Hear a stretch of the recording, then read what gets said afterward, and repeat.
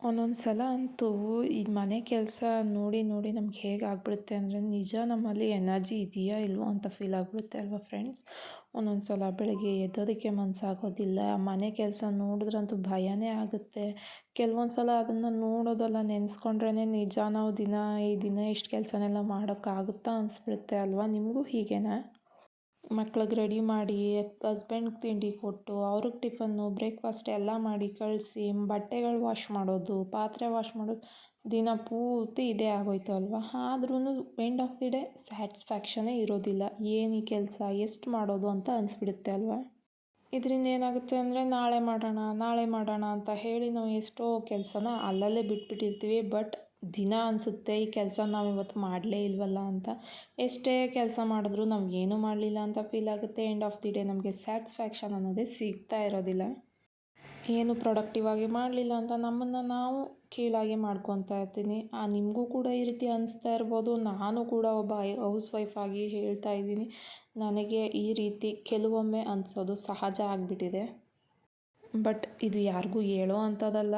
ಮನಸ್ಸು ದೇಹ ಎರಡೂ ಕೂಡ ಒಂಥರ ಎನರ್ಜಿ ಡ್ರೈನ್ ಆಗಿ ನಿಂತಿದ್ದೀವಿ ಅಂತ ಹೇಳಿದ್ರೆ ಜನ ಅರ್ಥ ಮಾಡ್ಕೊಳ್ಳೋದಿಲ್ಲ. ಪ್ರತಿಯೊಬ್ಬರದ್ದು ಪರಿಸ್ಥಿತಿ ಅದೇ ಇರುತ್ತೆ. ಬಟ್ ಯಾರಿಗೂ ತೋರಿಸ್ಕೊಳ್ಳೋದಕ್ಕೆ ಇಷ್ಟಪಡೋದಿಲ್ಲ ಇದನ್ನು ಅಷ್ಟೇ. ಇದು ಒಂದು ಹ್ಯಾಬಿಟ್ ಅಲ್ಲ, ಅಥವಾ ನಮ್ಮ ಲೇಜಿನೆಸ್ ಕೂಡ ಅಲ್ಲ. ಜಸ್ಟ್ ನಾವು ಯೋಚನೆ ಮಾಡಿ ನಮ್ಮ ಮೇಲೆ ಎಲ್ಲ ಬರ್ಡನನ್ನು ಹಾಕ್ಕೊಂಡು ಮಾಡ್ಕೊತಾ ಇರುವಂಥ ಒಂದು ದೊಡ್ಡ ತಪ್ಪು ಅಂತಲೇ ಹೇಳ್ಬೋದು.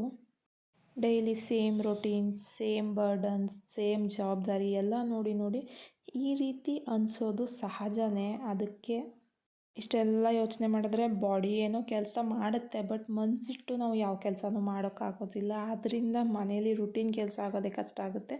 ಎಕ್ಸ್ಟ್ರಾ ಕೆಲಸ ಅಂತೂ ದೂರದ ಮಾತು ಅಂತಲೇ ಹೇಳ್ಬೋದು. ಅದಕ್ಕೇ ನಾವು ಈ ವಿಡಿಯೋದಲ್ಲಿ ಮಾತಾಡೋಣ 10 ರೀಸನ್ಸ್ ಫಾರ್ ಲೇಜಿನೆಸ್ ಅಂತ. ಮತ್ತು ಅದರಿಂದ ಹೇಗೆ ಔಟ್ಕಮ್ ಆಗಿ ಯಾವ ರೀತಿ ಅದರಿಂದ ನಾವು ಹೊರಗೆ ಬರ್ಬೋದು ಅಂತ ಕೂಡ ನಾನು ಸಿಂಪಲಾಗಿ ತಿಳಿಸ್ಕೊಡ್ತೀನಿ. ವಿಡಿಯೋ ಇಷ್ಟ ಆದರೆ ಪ್ಲೀಸ್ ನನ್ನ ಚಾನಲ್ನ ಸಬ್ಸ್ಕ್ರೈಬ್ ಮಾಡ್ಕೊಳ್ಳಿ. ಹಾಗೆ ವೆಲ್ಕಮ್ ಟು ಮೈ ಚಾನಲ್. ನಮಸ್ಕಾರ. ಎಲ್ಲರೂ ನನ್ನ ವಿಡಿಯೋನ ಕೊನೆ ತನಕ ನೋಡೋದನ್ನು ಮರಿಬೇಡ ಅಂತ ಹೇಳ್ತೀನಿ. ಈ ಸಣ್ಣ ಟಿಪ್ಸ್ಗಳ ಬಗ್ಗೆ ಮಾತಾಡೋಣ ಇವತ್ತು. ಅದು ನಿಮಗೆ ಆದಷ್ಟು ಇದರಿಂದ ಹೊರಗೆ ಬರೋದಕ್ಕೆ ಸಹಾಯ ಮಾಡುತ್ತೆ. ಇದು ಜಸ್ಟ್ ಒಂದು ಫೀಲಿಂಗ್ ಅಲ್ಲ, ಕೆಲವೊಮ್ಮೆ ಎಮೋಷ್ನಲ್ ಕೂಡ ಆಗಿಬಿಡ್ತೀವಿ ನಾವು ಈ ಥರ ವಿಚಾರಗಳಿಂದ. ಅದಕ್ಕೇ ಇವತ್ತು ಈ ವಿಡಿಯೋದಲ್ಲಿ ಇದ್ರ ಬಗ್ಗೆ ಪೂರ್ತಿಯಾಗಿ ನನಗೆ ಗೊತ್ತಿರೋಷ್ಟನ್ನು ನಾನು ಮಾತಾಡಲಿಕ್ಕೆ ಇಷ್ಟಪಡ್ತೀನಿ. ಇದರಲ್ಲಿ ಮೇನ್ ಕ್ಯಾಟಗರಿಯಾಗಿ ಬರೋರು ಅಂದರೆ, ಏನಪ್ಪ ಇವತ್ತು ದಿನ ಎಲ್ಲ ಪೂರ್ತಿ ಮುಗಿದೇ ಹೋಯ್ತು, ಬಟ್ ಏನು ಕೆಲಸನೇ ಮಾಡಲಿಲ್ವಲ್ಲ ನಾನು ಮನೇಲಿ ಅಂತ ನಿಮಗೂ ಫೀಲ್ ಆಗುತ್ತಾ? ನೀವು ಇದರಲ್ಲಿ ಒಬ್ಬರಾಗಿದ್ದರೆ ಈ ವಿಡಿಯೋನ ಖಂಡಿತವಾಗಿ ಕಂಪ್ಲೀಟಾಗಿ ನೋಡಿ. ಇದಕ್ಕೆ ಮೊದಲನೇ ರೀಸನ್ ಆಗಿ ಏನು ಅಂದರೆ, ನಾವು ಇತ್ತೀಚೆಗೆ ಆದಷ್ಟು ಯೂಟ್ಯೂಬ್ನ ನೋಡ್ತಾ ಇರ್ತೀವಿ. ನಮಗೆ ಮೋಟಿವೇಶನ್ ಸಿಗಲಿ, ಎನರ್ಜಿ ಬರಲಿ ಅಂತ. ಅದರಲ್ಲೂ ಪ್ರೊಡಕ್ಟಿವ್ ಡೇ ವ್ಲಾಗ್ಸ್, ಆ ರೀತಿ ವ್ಲಾಗ್ಸನ್ನು ಜಾಸ್ತಿ ನೋಡಲಿಕ್ಕೆ ಇಷ್ಟಪಡ್ತೀವಿ.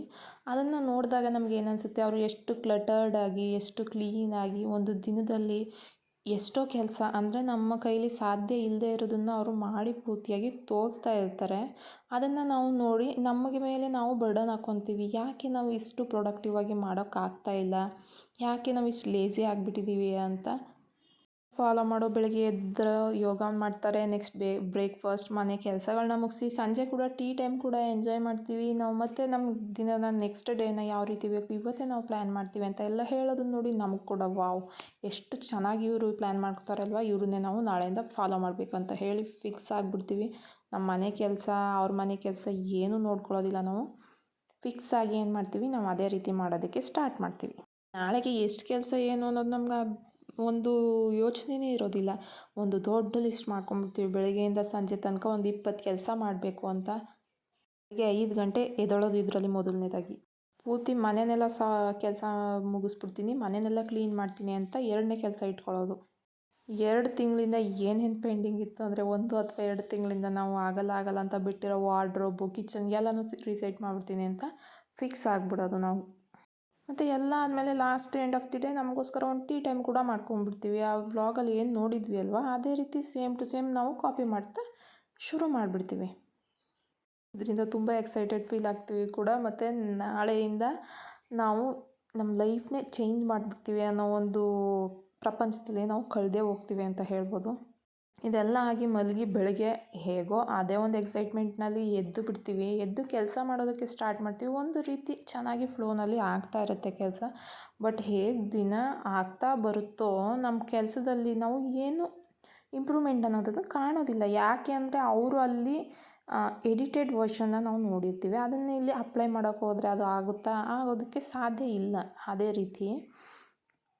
ಬಟ್ ಆ ಲಿಸ್ಟ್ನ ನೋಡ್ತಾ ಇದ್ದರೆ ನಮಗನ್ಸುತ್ತೆ, ವಾ ಇದರಲ್ಲಿ ನಾನು 2-3 ಅಷ್ಟೇ ಕೆಲಸ ಮಾಡಿದ್ದಲ್ವಾ, ನಿಜ ನಾನು ಇವತ್ತು ಈ ಕೆಲಸನೆಲ್ಲ ಮಾಡೋಕ್ಕಾಗುತ್ತೆ, ಇನ್ನೂ 18 ಕೆಲಸ ಹಾಗೆ ಬಿದ್ದಿದೆ ಅಂತ ಯೋಚನೆ ಮಾಡಿಕೊಂಡು ನಮ್ಮ ಮೇಲೆ ನಾವು ಬರ್ಡನನ್ನು ಹಾಕ್ಕೊಂಡು ನಮ್ಮ ಮೇಲೆ ನಾವು ಬೇಜಾರು ಮಾಡಿಕೊಂಡು ಏನು ಮಾಡೋದಕ್ಕೆ ಆಗೋದಿಲ್ವಲ್ಲ, ನಾನು ಇಷ್ಟೊಂದು ಲೇಸಿ ಆಗ್ಬಿಟ್ನ ಅಂತ ಬೈಕೊಳ್ಳೋದು ತುಂಬ ಇದರಿಂದ ತುಂಬಾ ಎನರ್ಜಿ ಡ್ರೈನ್ ಆಗುತ್ತೆ ಕೂಡ, ಬಾಡಿ ಕೂಡ ಸಪೋರ್ಟ್ ಮಾಡೋದಿಲ್ಲ. ಹಾಗಾಗಿ ನಮ್ಮ ಮನೆ ಕೆಲಸ ಏನಿದೆ ದಿನಕ್ಕೆ ಒಂದು ಕಾರ್ನರ್ನ ಒಂದು ದಿನಕ್ಕೆ ನೀವು ಕ್ಲೀನ್ ಮಾಡೋದಕ್ಕೆ ಟಾಸ್ಕ್ ತಗೊಳ್ಳಿ. ಡೈಲಿ ರುಟೀನ್ ತುಂಬಾ ಇರುತ್ತೆ, ಅದರಲ್ಲೂ ಮಗು ಇದೆ ಅಂದರೆ ತುಂಬಾ ಕೆಲಸ ಇರುತ್ತೆ. ಅದ್ರ ಜೊತೆ ಒಂದು ಕಾರ್ನರ್ ಯಾವುದನ್ನಾದರೂ ಒಂದು ದಿನಕ್ಕೆ ತಗೊಳ್ಳಿ. ಅದನ್ನು ನೀವು ಫಾಲೋ ಮಾಡ್ತಾ ಬರ್ತಾ ಬಂದರೆ ನೆಕ್ಸ್ಟ್ ಟಿಪ್ ಬಂದು 2 ಮಿನಿಟ್ಸ್ ರೂಲ್. 2 ಮಿನಿಟ್ಸ್ ರೂಲ್ ಹೇಗೆ ಅಂದರೆ, ನಿಮ್ಮನ್ನು ನೀವು ಆದಷ್ಟು ಪುಷ್ ಮಾಡ್ಕೊಬೇಕು ಕೆಲಸ ಮಾಡೋದಕ್ಕೆ. ಈಗ ಕೆಲವೊಮ್ಮೆ ಆಗೋದಿಲ್ಲ, ಬೇಡ ನಿಲ್ಲಿಸಿ ಕೆಲಸನ, ರೆಸ್ಟ್ ಮಾಡಿ, ಸ್ವಲ್ಪ ಹೊರಗಡೆ ಹೋಗಿದ್ದು ಬನ್ನಿ, ನಿಮ್ಗೆ ಇಷ್ಟವಾದ ಕೆಲಸಗಳನ್ನ ಮಾಡಿ, ಆಮೇಲೆ 2 ಮಿನಿಟ್ಸ್ ರೂಲ್. ಈ ಕೆಲಸನ 2 ಮಿನಿಟ್ಸ್ ಅಷ್ಟೇ ನಾನು ಮಾಡ್ತೀನಿ ಅಂತ ಫಿಕ್ಸ್ ಆಗಿಬಿಟ್ಟು ಆ ಕೆಲಸನ ಮಾಡೋದಕ್ಕೆ ಹೋಗಿ. ನೋಡೋರಂತೆ ಒಂದು ಕೆಲಸ ಸ್ಟಾರ್ಟ್ ಆದಮೇಲೆ ಮತ್ತೊಂದು ಕೆಲಸನ ಕಂಟಿನ್ಯೂ ಮಾಡೋದು ಅಷ್ಟು ಕಷ್ಟ ಆಗೋದಿಲ್ಲ. ಆದಷ್ಟು ಈ 2 ಮಿನಿಟ್ಸ್ ರೂಲ್ನ ಅಪ್ಲೈ ಮಾಡಿ ನೋಡಿ ನಾಳೆಯಿಂದ. ಇನ್ನು ಥರ್ಡ್ ಒನ್ ಟಿಪ್ಸ್ ಬಂದು ಸೋಷಿಯಲ್ ಮೀಡಿಯಾ. ಆದಷ್ಟು ಸೋಷಿಯಲ್ ಮೀಡಿಯಾದಿಂದ ನಮ್ಮನ್ನು ದೂರ ಇಟ್ಕೊಳ್ಳೋದು. 5 ನಿಮಿಷ ಫೋನ್ ನೋಡ್ಕೊಳ್ಳೋಣ ಅಂತ ಕುಂತ್ಕೊತೀವಿ ಇದೇ ರೆಸ್ಟ್ ಟೈಮಲ್ಲಿ. 5 ನಿಮಿಷ ಹೋಗಿ ಅರ್ಧ ಗಂಟೆ ಆಗಿರುತ್ತೆ. ಆಮೇಲೆ ಅನಿಸುತ್ತೆ ಇನ್ನೊಂದು 5 ನಿಮಿಷ ತಾನೇ ಮಾಡ್ಬಿಡೋಣ ನೋಡೋಣ ಅಂತ, ಹಂಗೆ 1 ಅವರ್ 2 ಅವರ್ ಕಳೆದೇ ಹೋಯ್ತು. ದಿನ ಪೂರ್ತಿ ಸೋಷಿಯಲ್ ಮೀಡಿಯಾಯಿಂದ ದಿನ ಹೇಗಾಗ್ಬಿಟ್ಟಿದೆ ಅಂದರೆ, ನಮ್ಮ ಮುಂದೆ ಡೇಸು ಹೀಗೆ ಬಂದು ಹೋಗ್ತಿದೆ ಅಂತಾರಲ್ಲ, ಹಾಗಾಗ್ಬಿಟ್ಟಿದೆ. ಅದಕ್ಕೆ ಆದಷ್ಟು ಲಿಮಿಟೆಡ್ ಸೋಷಿಯಲ್ ಮೀಡಿಯಾ ಟೈಮಿಂಗ್ನ ಮಾಡ್ಕೊಳ್ಳಿ. ಅದರಿಂದ ಕೂಡ ನಿಮಗೆ ಎನರ್ಜಿ ಡ್ರೈನ್ ಆಗೋದಿಲ್ಲ. ಜಾಸ್ತಿ ಫೋನ್ ನೋಡೋದ್ರಿಂದ ಕೂಡ ಎನರ್ಜಿ ಡ್ರೈನ್ ಆಗುತ್ತೆ. ಎಲ್ಲ ಒಂದು 5 ನಿಮಿಷ ನೋಡ್ತೀವಿ ಅಂದರೆ ಮೋಟಿವೇಟ್ ಆಗೋವಂಥ ವೀಡಿಯೋಸ್ ನೋಡಿ, ಗಿಲ್ಟ್ ಫೀಲ್ ಆಗೋವಂಥ ವೀಡಿಯೋಸ್ ನೋಡಬೇಡಿ. ಎಲ್ಲ ಕೂಡ ರಿಯಲ್ ಆಗಿರಲ್ಲ, ಅದೆಲ್ಲ ರಿಯಲ್ ಲೈಫ್ ಅನ್ನೋದು ನಿಮಗೆ ತುಂಬ ಚೆನ್ನಾಗಿ ಗೊತ್ತಿರಬೇಕು. 4th ಟಿಪ್ ಬಂದು ಏನು ಅಂದರೆ, ಮನೆಯಲ್ಲಿ ಹಸ್ಬೆಂಡ್ ಇರ್ತಾರೆ, ಮಕ್ಕಳು ಇರ್ತಾರೆ, ಅತ್ತೆ ಮಾವ ಇರ್ತಾರೆ. ನೀವು ಯಾರ ಕೈಲಿ ಆಗಲೇ ಇಲ್ಲ ಅಂದರೂ ಹಸ್ಬೆಂಡ್ ಕೈಲಾದರೂ ಅಟ್ಲೀಸ್ಟ್ ನಿಮಗೆ ಹೆಲ್ಪ್ ಮಾಡೋಕ್ಕೆ ಹಾಗೆ ಆಗುತ್ತೆ. ತುಂಬ ನೀವು ಎಲ್ಲ ದಿನ ಕೇಳಬೇಕು ಅಂತ ಏನಿಲ್ಲ. ತುಂಬ ಡ್ರೈನ್ ಆದ ದಿನಕ್ಕೆ, ಎನರ್ಜಿನೇ ಇಲ್ಲ ನನ್ನ ಕೈಲಿ ಆಗೋದೇ ಇಲ್ಲ ಅನ್ನೋದಕ್ಕೆ ಸಣ್ಣ ಪುಟ್ಟ ಹೆಲ್ಪನ್ನು ಕೇಳಿ. ಎಕ್ಸಾಂಪಲ್ ತರಕಾರಿ ಹೆಚ್ಚಿಸ್ಕೊಳ್ಳೋದು, ಮತ್ತು ಲೈಟಾಗಿ ನಿಮ್ಮ ಕೈಲಿ ಆಗಲಿಲ್ಲ ಅಂದರೆ ಪಾತ್ರೆ ತೊಳೆಸ್ಕೊಡೋದು, ಮತ್ತು ಬೆಡ್ಡಿಂಗೆಲ್ಲ ಸೆಟ್ ಮಾಡೋದು. ಇದನ್ನೆಲ್ಲ ಹೆಲ್ಪ್ ತಗೊಳ್ಳಿ. ಹೆಲ್ಪ್ ತಗೊಂಡ್ರೆ ಅನಿಸುತ್ತೆ ನಮಗೂ ಅವರು ಮಾಡ್ತಾಯಿದ್ದಾರೆ, ಅವರು ಮಾಡ್ತಿರ್ಬೇಕಾದ್ರೆ ನಮ್ಮ ಮನೇನ ಆದಷ್ಟು ನೀಟಾಗಿ ನೋಡ್ಕೊಂಡು ಹೋಗಬೇಕು ಅಂತ. ಅದು ಒಂದು ಮೋಟಿವೇಶನ್ ಸಿಗೋದ್ರಿಂದ ಕೂಡ ನಾವು ಆರಾಮಾಗಿ ಕೆಲಸನ ಮಾಡ್ಬೋದು. ಇದನ್ನು ಕೂಡ ನೀವು ಟ್ರೈ ಮಾಡಿ ನೋಡಿ. ನಮ್ಮ ಮನೆಯವ್ರನ್ನ ನಾವು ಕೆಲಸ ಕೇಳೋದ್ರಲ್ಲಿ ಯಾವುದೇ ರೀತಿ ತಪ್ಪಿಲ್ಲ. ತುಂಬ ಜನ ಇದೊಂದು 5th ಟಿಪ್ಪು. ತುಂಬ ಜನ ಏನು ಯೋಚನೆ ಮಾಡ್ತಾರೆ ಅಂದರೆ, ಏನು ಹೌಸ್ ವೈಫ್ ಅನ್ನೋದು ಜಸ್ಟ್ ಮನೇಲಿರ್ತಾರೆ, ಅವ್ರು ಏನು ಮಾಡ್ತಾರೆ, ಅದೇ ನಾವು ಒಂದು ರೀತಿ ಅದೇ ರೀತಿ ಅದನ್ನು ತುಂಬ್ಕೊಂಡು ಬಿಟ್ಟಿದ್ದೀವಿ. ಹೌಸ್ ವೈಫ್ ಆದವರು ಮನೇಲಿರ್ತೀನಿ, ನಾನೇನು ಮಾಡ್ತೀನಿ, ಮನೆ ಕೆಲಸ ಮಾಡ್ತೀನಿ, ಏನು ಮಾಡ್ತೀಯ ನೀನು ಅಂದರೆ ಜಸ್ಟ್ ಮನೆ ಕೆಲಸ ಮಾಡ್ತೀನಿ ಅಷ್ಟೇ, ಇನ್ನೇನು ಎಕ್ಸ್ಟ್ರಾ ಮಾಡೋದಕ್ಕೆ ಆಗೋದಿಲ್ಲ ಅಂತೀವಿ. ಅದನ್ನು ನಮ್ಮನ್ನು ನಾವು ತುಂಬ ಕೀಳು ಮಟ್ಟದಲ್ಲಿ ನೋಡ್ಕೊಂಡಂಗೆ ಆಗುತ್ತೆ. ಹಂಗೆ ನೋಡೋದ್ರಿಂದ ಕೂಡ ನಮ್ಗನ್ಸುತ್ತೆ, ಹೌದಲ್ವ ನಾನು ಏನು ಮಾಡ್ತಾಯಿದ್ದೀನಿ, ನನ್ನ ಲೈಫಲ್ಲಿ ಏನೂ ಮಾಡ್ತಾಯಿಲ್ಲ, ಮನೇಲಿ ಆರಾಮಾಗಿದ್ದೀನಿ, ಅದೊಂದು ಫೀಲಿಂಗಿಂದ ಮನೇಲಿ ಕೆಲಸ ಮಾಡೋದಕ್ಕಾಗೋದಿಲ್ಲ. ವಿತೌಟ್ ಸ್ಯಾಲ್ರಿ ಕೆಲಸ ಆಗ್ಬೋದು, ಬಟ್ ಇದನ್ನು ನಮ್ಮನೆ ಕೆಲಸನ ನಮ್ಮಷ್ಟು ಚೆನ್ನಾಗಿ ನಮ್ಮಷ್ಟು ಅರ್ಥ ಮಾಡ್ಕೊಂಡು ಯಾರೂ ಮಾಡೋದಕ್ಕಾಗೋದಿಲ್ಲ. ಹೌಸ್ ವೈಫ್ ಅಷ್ಟು ಮನೆನಾಗಲಿ, ಮಕ್ಕಳನ್ನಾಗಲಿ, ಹಸ್ಬೆಂಡ್ನಾಗಲಿ ಯಾರೂ ಚೆನ್ನಾಗಿ ನೋಡ್ಕೊಳ್ಳೋದು ಆಗೋದಿಲ್ಲ.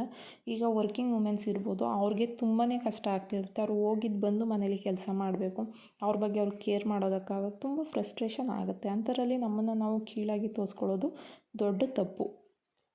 6th ಟಿಪ್ ಏನಂದರೆ, ಸಣ್ಣ ಪುಟ್ಟ ಕೆಲಸ ಮಾಡಿಕೊಂಡ್ರು ಕೂಡ ನಿಮ್ಮನ್ನು ನೀವು ಎನ್ಕರೇಜ್ಮೆಂಟ್ಗೋಸ್ಕರ ಏನಾದರೂ ಒಂದು ರಿವಾರ್ಡನ್ನು ಇಟ್ಕೊಳ್ಳಿ. ಅಂದರೆ ಇಷ್ಟು ಕೆಲಸ ಆದಮೇಲೆ ನಾನು ಸ್ವಲ್ಪ ಹೊತ್ತು ಫೋನ್ ನೋಡ್ಕೊತೀನಿ, ಇಷ್ಟು ಕೆಲಸ ಆದಮೇಲೆ ನಾನು ಸ್ವಲ್ಪ ಹೊತ್ತು ರೆಸ್ಟ್ ಮಾಡ್ತೀನಿ, ಇಷ್ಟು ಕೆಲಸ ಆದಮೇಲೆ ನನಗೆ ಇಷ್ಟ ಬಂದಿದ್ದು ಏನಾದರೂ ಒಂದು ಡೈರಿ ಬರೆಯೋದು, ಏನಾದರೂ ಒಂದು ಮಾಡ್ತೀನಿ ಅಂತ ನೀವು ನಿಮ್ಮನ್ನು ನೀವು ಪುಷ್ ಮಾಡಬೇಕು, ನಿಮ್ಮನ್ನು ನೀವು ಮೋಟಿವೇಟ್ ಮಾಡಬೇಕು. ಇಲ್ಲಿ ಮೋಟಿವೇಟ್ ಮಾಡೋರು ಯಾರೂ ಇಲ್ಲ. ಈ ಮೋಟಿವೇಶನ್ ಅಂತ ಇಲ್ಲದೆ ತುಂಬ ಜನ ಕೆಲಸ ಮಾಡೋದಕ್ಕೆ ಆಗೋದಿಲ್ಲ. ಮೊದಲೆಲ್ಲ ನಮ್ಮ ಅಮ್ಮಂದಿರು ತುಂಬ ಅವ್ರಿಗೆ ಬರ್ಡನ್ ಇರ್ತಿತ್ತು, ಜವಾಬ್ದಾರಿ ಇರ್ತಿತ್ತು, ಮಾಡ್ತಿದ್ರು. ಬಟ್ ಇವಾಗಿನ ಸೋಷಿಯಲ್ ಮೀಡಿಯಾ ಎಲ್ಲ ನೋಡಿ ನಾವೆಲ್ಲ ಹೇಗಾಗ್ಬಿಟ್ಟಿದ್ದೀವಿ ಅಂದರೆ, ನಾವು ಯಾರೇ ಹೊಗಳಿದ್ರು ಏನೇ ಹೊಗಳಿದ್ರು ನಾವು ಅದನ್ನು ತಲೆಗೆ ತಗೊತಾ ಇಲ್ಲ. ಬೇರೆಯವ್ರನ್ನ ನೋಡಿ ನಾವು ನಮ್ಮನ್ನು ಕಂಪೇರ್ ಮಾಡಿ ಕೀಳಾಗಿ ಮಾಡ್ಕೊತಾ ಇದ್ದೀವಿ. ಇದನ್ನು ಮೊದಲು ಬಿಟ್ಟು ನಿಮ್ಮನ್ನು ನೀವು ಮೋಟಿವೇಟ್ ಮಾಡ್ಕೊಳ್ಳೋದಕ್ಕಾಗಿ ನೀವು ಒಂದೊಂದು ರಿವಾರ್ಡನ್ನು ಇಟ್ಕೊಳ್ಳಿ. 7th ಟಿಪ್ ಏನಂದರೆ, ಎಲ್ಲ ಕೆಲಸನೂ ನಾವು ಮನಸ್ಸಲ್ಲಿ ಅಂದ್ಕೊಂಡೆ ಆದಷ್ಟು ನಮ್ಮ ಬಾಡಿನ ನಾವು ಸ್ಟ್ರೈನ್ ಮಾಡ್ತಾ ಇರ್ತೀವಿ. ಆ ಕೆಲಸ ಮಾಡೋದಕ್ಕೆ ಮನಸ್ಸೇ ಬರಬಾರ್ದು, ಆ ರೀತಿ ಮಾಡ್ಕೊತಿರ್ತೀವಿ. ಇದನ್ನು ತಪ್ಪಿಸ್ಲಿಕ್ಕೆ ನೀವು ಮೊದಲನೇದಾಗಿ ಮಾಡ್ಬೋದು ಏನು ಅಂದರೆ ಆದಷ್ಟು ಡೈರಿ ಬರೆಯೋದು. ಅಂದರೆ ಈ ಕೆಲಸ ಇಷ್ಟಿಷ್ಟು ಮಾಡಬೇಕು, ಟು ಡೂ ಲಿಸ್ಟ್ ಮಾಡ್ಕೋಬೇಕು, ಏನು ಬ್ರೇಕ್ಫಾಸ್ಟ್ ಮಾಡಬೇಕು ಹಿಂದಿನ ದಿನವೇ ರೆಡಿ ಮಾಡ್ಕೊಬೇಕು. ಇದರಿಂದ ನಮ್ಮ ಕೆಲಸ ಒಂದು ಫ್ಲೋವಲ್ಲಂತೂ ನಡೆಯುತ್ತೆ. ಅಂದರೆ ಮಕ್ಕಳಿರೋ ಮನೇಲಿ ಹೆಚ್ಚು ಕಡಿಮೆ ಆಗೋದು ಕಾಮನ್. ಬಟ್ ಹಾಗಂತ ನಾವು ನಮ್ಮ ಕೆಲಸನ ಪ್ಲ್ಯಾನ್ ಮಾಡಿಕೊಂಡ್ರೆ ಆದಷ್ಟು ಕೆಲಸ ಆರ್ಗನೈಸ್ ಆಗಿ ಮತ್ತು ಎಷ್ಟು ಮಾಡಿರ್ತೀವಿ ಅಷ್ಟರಲ್ಲಿ ಒಂದು 70 to 80% ಕೆಲಸನಾದರೂ ಮುಗಿಯುತ್ತೆ. ಇದನ್ನು ಟ್ರೈ ಮಾಡಿ. ಸುಮ್ಮನೆ ತಲೆಯಲ್ಲಿ ಓಡಿಸೋದ್ರಿಂದ ತಲೆ ಓಡಿ ಸ್ಟ್ರೆಸ್ಸಿಂದ ಬಾಡಿಗೆ ಸ್ಟ್ರೈನ್ ಆಗುತ್ತೆ ಹೊರತು ಕೆಲಸ ಅಂತೂ ಆಗೋದಿಲ್ಲ. ಇದನ್ನು ಕೂಡ ಅಪ್ಲೈ ಮಾಡ್ಕೊಂಡು ನೋಡಿ. 8th ಟಿಪ್ ಏನಂದರೆ ಹೊರಗಡೆಯವರು ನೈಬರ್ಸ್ ಇದ್ದೇ ಇರ್ತಾರೆ. ಹಾಗೆ ನಾವು ಸೋಷಿಯಲ್ ಮೀಡಿಯಾದಿಂದ ಎಷ್ಟು ಅಟ್ಯಾಚ್ ಆಗಿರ್ತೀವಿ ಅದನ್ನು ಬಿಡೋದಕ್ಕೆ ಅಂತ ನಾವೇನು ಮಾಡ್ತೀವಿ, ಹೊರಗಡೆಯವ್ರ ಜೊತೆ ಮಾತಾಡ್ತಾ ಇರ್ತೀವಿ. ಅಂದರೆ ಅದರಲ್ಲೂ ಒಬ್ಬೊಬ್ಬರು ಸರಿಯಾಗಿರ್ತಾರೆ, ಒಳ್ಳೆಯವರು ಇರ್ತಾರೆ. ಒಬ್ಬೊಬ್ಬರು ಒಂಥರ ನೆಗೆಟಿವ್ ಥಾಟಿಂಗ್ ಪೀಪಲ್ಸ್. ಅಂದರೆ ನಮ್ಮ ಅತ್ತೆ ಹಿಂಗೆ ಮಾಡಿದ್ರು, ನಮ್ಮ ಹಸ್ಬೆಂಡ್ ಸರಿ ಇಲ್ಲ, ಹೊಡೆದ್ರು, ಬೈದರು, ಹಾಗೆ ಮಾಡಿದ್ರು, ಹೀಗೆ ಮಾಡಿದ್ರು, ಅದೇ ರೀತಿ ಮಾಡಿ ನಾವು ಸ್ವಲ್ಪ ಮೊದಲು ಅನಿಸ್ತಾ ಇರುತ್ತೆ ಯಾಕೆ ಈ ಥರ ಎಲ್ಲ ಮಾಡ್ತಾರೆ ಇವ್ರ ಮನೇಲಿ ಅಂತ. ಬಟ್ ನೋಡ್ತಾ ಕೇಳಿಸ್ಕೊತ ಯಾವ ರೀತಿ ಆಗುತ್ತೆ ಅಂದರೆ ಅವರ ನೆಗೆಟಿವಿಟಿ ಎಲ್ಲ ನಮ್ಮ ಮೇಲೆ ಬಂದುಬಿಟ್ಟಿರುತ್ತೆ. ನಮಗೆ ಅದು ಫೀಲ್ ಆಗೋಕ್ಕೆ ಸ್ಟಾರ್ಟ್ ಆಗುತ್ತೆ. ಅದಕ್ಕೇ ಟಾಕ್ಸಿಕ್ಕಿಂದ ಆದಷ್ಟು ದೂರ ಇರಿ. ಟಾಕ್ಸಿಕ್ ವಿಡಿಯೋಸ್, ಟಾಕ್ಸಿಕ್ ಪೀಪಲ್ಸಿಂದ ದೂರ ಇದ್ದಷ್ಟು ನಿಮ್ಮನ್ನು ನೀವು ಪ್ರೊಟೆಕ್ಟ್ ಮಾಡ್ಕೋಬೋದು. ಅದೇ ಟೈಮನ್ನು ಮನೆಗೆ ಕೊಡಿ, ನಿಮಗೆ ಕೊಡಿ, ಸೆಲ್ಫ್ ಕೇರ್ ಮಾಡ್ಕೊಳ್ಳೋದು ತುಂಬಾ ಇಂಪಾರ್ಟೆಂಟು. ನೀವು ಎಷ್ಟು ಚೆನ್ನಾಗಿರ್ತೀರ ಅಷ್ಟೇ ನಿಮಗೆ ಕೆಲಸ ಮಾಡೋದಕ್ಕೆ, ಏನಾದ್ರು ಮಾಡೋದಕ್ಕೆ ಮೋಟಿವೇಶನ್ ಸಿಗುತ್ತೆ ಅಂತ ನಾನು ಹೇಳಲಿಕ್ಕೆ ಇಷ್ಟಪಡ್ತೀನಿ. 9th ಟಿಪ್ ಬಂದು ಆದಷ್ಟು ಕೆಲಸಗಳನ್ನ ಕಡಿಮೆ ಇದ್ದಾಗ ಮಾಡೋದಕ್ಕೆ ಟ್ರೈ ಮಾಡಿ. ಕೆಲಸಗಳನ್ನ ಬಿಡ್ತಾ ಹೋದರೆ ಇವಾಗ ತಿಂಡಿ ಮಾಡಿರ್ತೀವಿ, ಆವಾಗ ಒಂದು ತಿಂಡಿ ಮಾಡಿದ ಮಾತ್ರ ಪಾತ್ರೆ ಇರುತ್ತೆ, ಅದನ್ನು ಆವಾಗ ಮುಗಿಸಿದ್ರೆ ಸಿಂಕ್ಗಳಿರೋದ್ರಿಂದ ಇವಾಗ ಅಲ್ಲಿದ್ದನ್ನು ಅಲ್ಲೇ ತೊಳ್ಕೊಂಡು ಕೌಂಟರ್ ಟಾಪ್ ಕ್ಲೀನ್ ಮಾಡಿಬಿಟ್ರೆ ಅಡುಗೆ ಮನೆ ಕ್ಲೀನ್ ಆಯಿತು. ಇಲ್ಲ ನಾವು ಆಮೇಲೆ ಮಾಡ್ತೀವಿ, ಇನ್ನೊಂದು ಸ್ವಲ್ಪ ಹೊತ್ತು ಬಿಟ್ಟು ಮಾಡ್ತೀವಿ ಅಂತ ಮಾಡ್ತಾ ಹೋದರೆ ಮಧ್ಯಾಹ್ನದ ಊಟದ್ದು ಪಾತ್ರೆಗಳಾಗುತ್ತೆ, ಅಡುಗೆ ಮಾಡಿರೋ ಪಾತ್ರೆಗಳಾಗುತ್ತೆ. ಹಾಗೆಯೇ ಕೆಲಸಗಳು ಜಾಸ್ತಿ ಆಗಿಬಿಡುತ್ತೆ. ಈಗ ವಾರ್ಡ್ರೋಬ್ ಜೋಡಿಸೋದು ಅಷ್ಟೇ. ನಾವು ಬಟ್ಟೆಗಳನ್ನ ದಿನ ತಂದು ಹಾಗೆ ಇಡ್ತಾ ಇದ್ದರೆ ಅದು ಒಂದಿನ ತುಂಬ ಜಾಸ್ತಿ ಆಗುತ್ತೆ. ಆವತ್ತಿನ ಕೆಲಸನ ಆವತ್ತೇ ಮಾಡೋದ್ರಿಂದ, ಆಗಿನ ಕೆಲಸ ಆವಾಗಲೇ ಮಾಡೋದ್ರಿಂದ ಕೆಲಸ ತುಂಬ ಜಾಸ್ತಿ ಅನಿಸೋದಿಲ್ಲ. ಮತ್ತು ನಮಗೂ ಬಾಡಿಗೆ ಸ್ಟ್ರೈನ್ ಆಗೋದಿಲ್ಲ, ಸ್ಟ್ರೆಸ್ ಆಗೋದಿಲ್ಲ. ಕೆಲಸ ಜಾಸ್ತಿ ಆದಷ್ಟು ಅದು ನೋಡಿದ್ರೇ ನಮಗೆ ಸ್ಟ್ರೆಸ್ ಆಗುತ್ತೆ ಹೊರತು ಮಾಡೋಕ್ಕಂತೂ ಮನಸ್ಸಂತೂ ಆಗೋದಿಲ್ಲ. ಇದು ನಿಜ ತಾನೇ? ನೋಡಿ ಬೇಕಾದರೆ ಅಬ್ಸರ್ವ್ ಮಾಡಿ.